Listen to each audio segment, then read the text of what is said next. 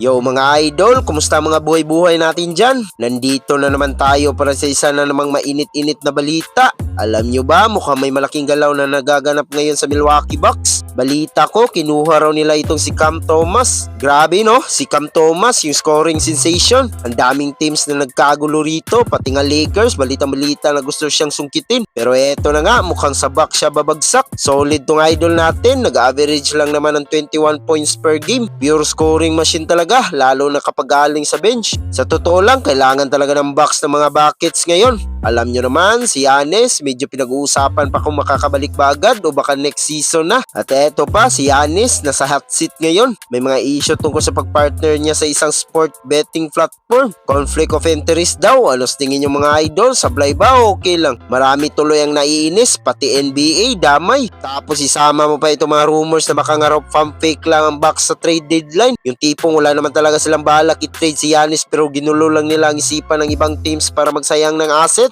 Hanip din ang diskarte, di ba? Para-paraan lang. Kaya kayo mga idol, ano masasabi niyo sa paglipat ni Cam Thomas sa Bucks? Makakatulong kaya siya para makuha nila ang kampyonato? O pampagulo lang ba ito sa lineup? Comment nyo na yan sa baba at pag-usapan natin yan.